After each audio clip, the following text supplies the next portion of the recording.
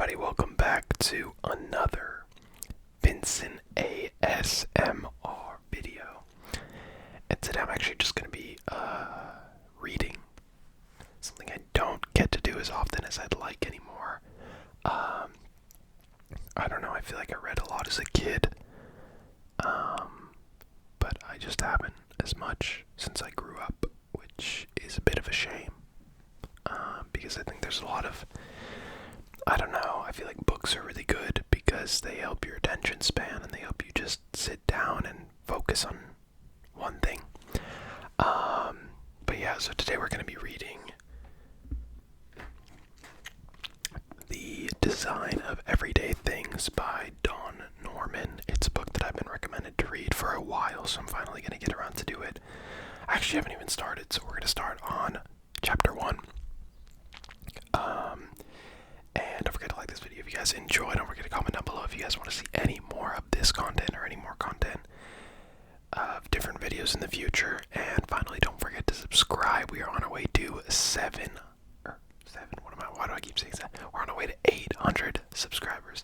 Also, my hair is a mess and the sun is fairly bright and there's no curtains here. Or no, there is curtains here. I might have to shut them really quick.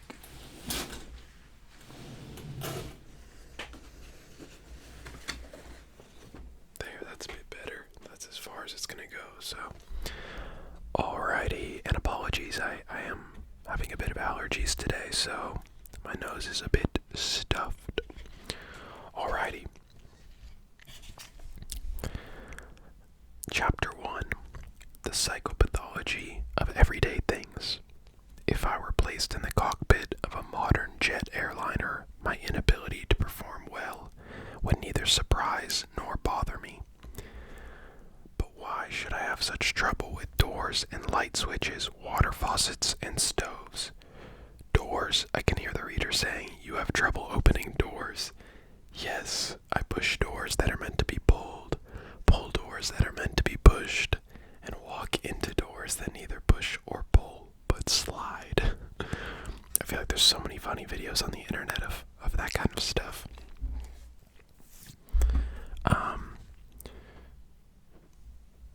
I've lost my spot. There we go. Moreover, I see others having the same troubles, unnecessarily troubles. My problems with doors have become so well known that confusing doors are often called Norman doors. Imagine becoming famous for doors that don't work right. I'm pretty sure that's not what my parents planned for me. How can such a simple thing as a door be so confusing? A door would seem to be about as simple a device as possible. There's not much you can do to a door. You can open it or shut it. Suppose you are in an office building, walking down a corridor. You come to a door. How does it open? Should you push? Should you pull? On the left, on the right? Maybe the door slides. If so, in what direction? I have seen doors that slide left, to the right, and even up into the ceiling. That's crazy. I've never seen a door do that, but whatever. Let me just adjust my mic a little bit here. The design of the door should indicate how to work it without any need for signs, certainly without any need for trial and error. A friend told me of the time he got trapped in the doorway of a post office in a European city. The entrance was an imposing row of 6 glass swinging doors, followed immediately by a second row. That's a standard design. It helps reduce the airflow and thus maintain the indoor temperature of the building. There was no visible hardware. Obviously, the doors could swing in either direction. All a person had to do was push the side of the door and enter. My friend pushed on one of the outer doors. It swung inward, and he entered the building. And then, before he could get to the next row of doors, he was distracted and turned around for an instant. He didn't realize it at the time, but he had moved slightly to the right. So when he came to the next door and pushed it, nothing had happened. He thought, must be locked. So he pushed the side of the adjacent door. Nothing. decided to go outside again. He turned around, pushed against the side of the door. Nothing. He pushed the adjacent door. Nothing. The door he had just entered no longer worked. He turned around once more and tried the inside doors again. Nothing. Concern, then mild panic. He was trapped. Just then a group of people on the other side of the entranceway passed easily through both sets of doors. My friend hurried over to follow their path. How could one such thing happen? A swinging door has two sides. One contains the supporting pillar and the hinge. The other is unsupported. To open the door, you must push or pull on the unsupported edge. If you push on the hinge side, nothing will happen. In my friend's case, he was in a building where the designer aimed for beauty, not utility. No distracting lines, no visible pillars, no visible hinges. How can the ordinary user know which side to push on? While distracted, my friend had moved toward the invisible supporting pillar, so he was pushing doors on the hinged side. No wonder nothing happened. Attractive doors, stylish, probably won some sort of design prize. Yeah, that's interesting. I feel like typically you can tell which side a door that you push is on. Obviously with like doors that you pull, it's pretty obvious because there's a handle on the side that you pull from. But push doors, I feel like they typically have like a little gray square on the side that you should push on. But I guess if they were going for some fashionable thing, then maybe not. Two of the most important characteristics of good design are discoverability and understanding. Discoverability. Is it possible to even figure out what actions are possible and where and how to perform them? Understanding. What does it all mean? How is the product supposed to be used? And what do all the different controls and settings mean? The doors in the story illustrate what happens when discoverability fails. Whether the device is a door or a stove, a mobile phone, or a nuclear power plant, the relevant components must be visible, and they must communicate the correct message. What actions are possible? Where and how should they be done? Sorry about that, guys. What actions are possible? Where and how should they be done? With the doors that push, the designer must provide signals that naturally indicate where to push. These need not destroy the aesthetics. Put a vertical plate on the side to be pushed, or make the supporting pillars visible.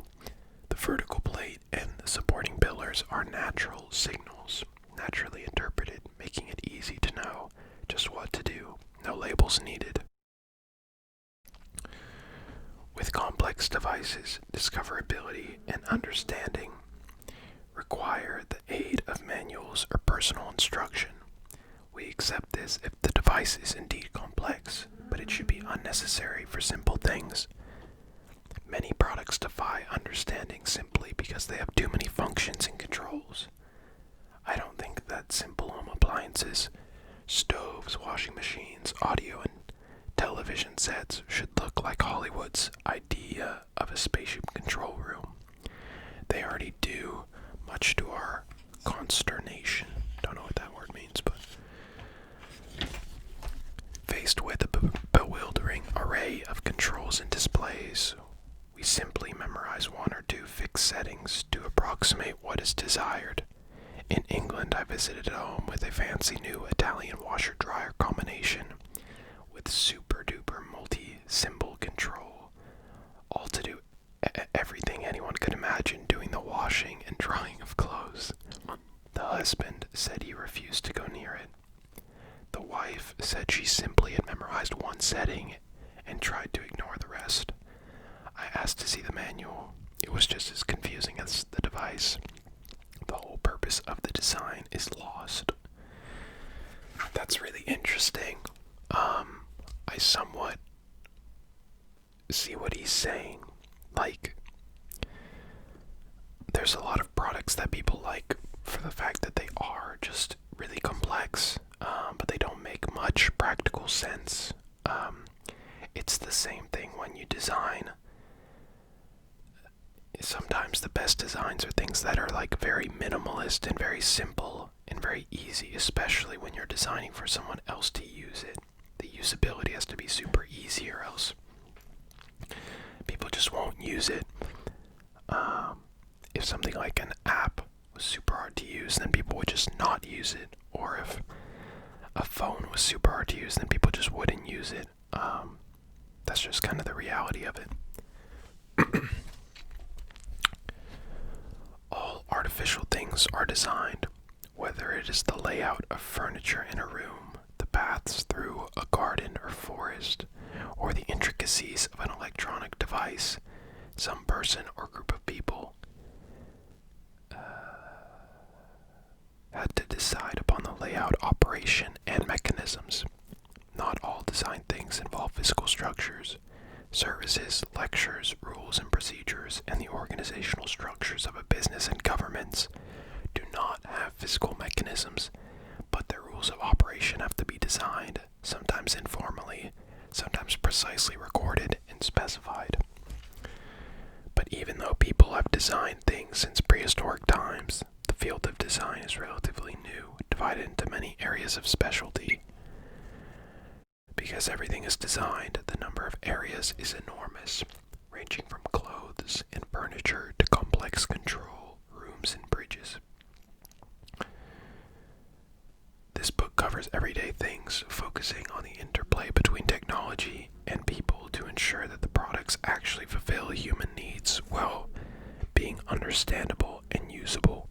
In the best case, the product should also be delightful and enjoyable, which means that not only must the requirements of engineering, manufacturing, and ergonomics be satisfied, but attention must be paid to the entire experience, which means the aesthetics of form and the quality of interaction. The major areas of design relevant to this book are industrial design, interaction design, and experience design. None of the fields is well defined, but the focus of the effort does vary, with industrial designers emphasizing form and material, interactive designers emphasizing understandability and usability, and experience designers emphasizing the emotional impact. Industrial design. The professional service of creating and developing concepts and specifications that optimize the function, value, and appearance of products and systems for the mutual benefit of both the user and the manufacturer. Interaction design. The focus is upon how people interact with the technology. The goal is to enhance people's understanding of what can be done, what is happening, and what has just occurred. Interaction design draws upon principles of psychology, design, art, and emotion to ensure a positive, enjoyable experience. Experience design. The practice of designing products, processes, services, events, and environments with focus placed on quality and enjoyment of the whole experience. That's interesting. 3 different forms of design. I like the breakdown in categories there. Design is concerned with how things work, how they are controlled, and the nature of the interaction between people and technology.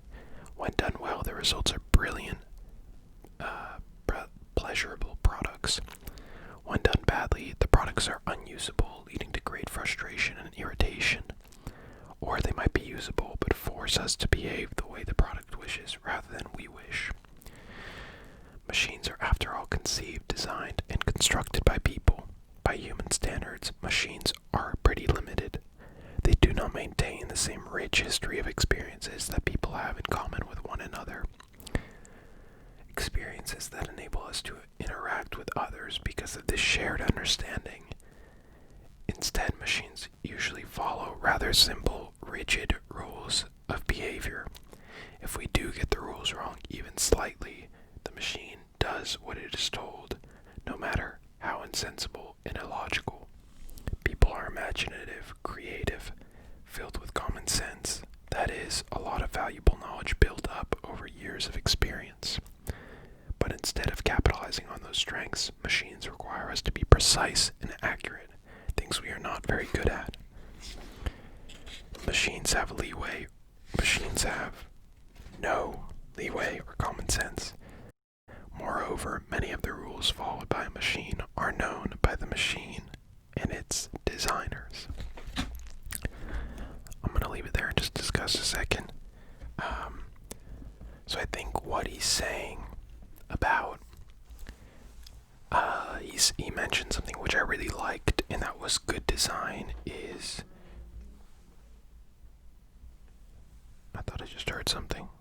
It must have been something creaking. Good design is always great for the person, great for the user, but goes unnoticed a lot of the time. For example, like if you come up to a set of a door and it says pull on it, and you pull it and it opens, it's like it's almost expected that it works, even though someone put in effort to like make a pull sign, make sure there was a handle in a convenient place, make sure the handle was the right size, etc., etc. So those are typically unnoticed. But if it says pull and you pull and it doesn't open, but it's actually a push door, that's when you notice, and that's bad design. So I think what he said about bad design being like very noticeable is super interesting, because I think it's very true. I think that when things are designed badly, people tend to like hate on it really hard. But when things are designed well, like most things that we use daily, like our phones or our furniture or our TVs or our toothbrushes, whatever, there's a lot of inventions and products and services that aren't spoken about because it's good design. And I think that's something that's pretty interesting. So if you're going to take anything away from this video, just good design goes unnoticed, bad design gets critiqued. Anyways, I hope you guys did enjoy this video. Don't forget to hit that like button down below. Also, don't forget to comment down below saying if you guys want a part 2 to this reading video, or if you want part 2 to any other video, or maybe a video I haven't done yet. And also don't forget to subscribe. We are on our way to 800 subscribers. Got it right this time. And yeah, I'll catch you guys next time. See ya.